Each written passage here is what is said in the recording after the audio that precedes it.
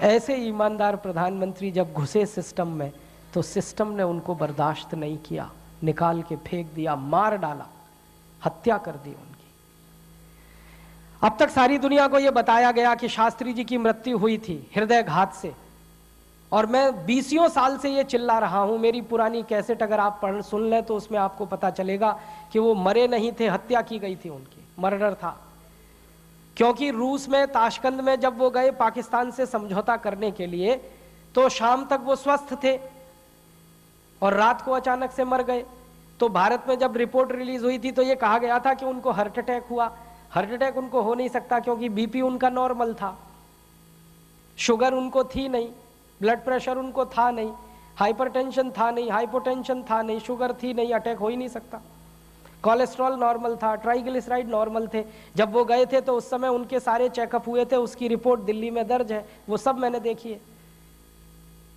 वहां तो ये हुआ था कि रात में जब उन्होंने बातचीत पूरी की पाकिस्तान के साथ, तो उनका एक रसोइया उनके साथ रहता था हमेशा, जिसको वो साथ लेके जाते थे, और उनका नियम था कि किसी दूसरे के हाथ का बना हुआ खाना नहीं खाते थे, वो रसोइये के हाथ का ही खाते थे। उनके रसोइये का ताशकंद में अपहरण हुआ, कुछ लोग उसको पकड़ के ले गए और उस रसोइये की जगह पर एक दूसरे व्यक्ति को रसोइया बना दिया गया। और शास्त्री जी अक्सर रात को दूध पीते थे, खाना नहीं खाते थे अक्सर। रात का खाना उन्होंने तब से छोड़ा हुआ था जब से अमेरिका के साथ उन्होंने एक समझौता रद्द किया था। अमेरिका से आप जानते हैं लाल रंग का गेहूं आता था PL 480 योजना के तहत, शास्त्री जी ने वो गेहूं लेना बंद कर दिया था, तो देश में गेहूं की कमी आ गई थी।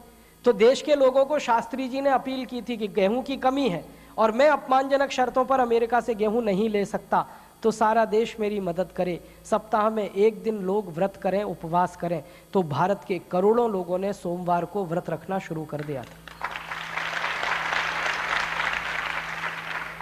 ऐसे थे शास्त्री जी।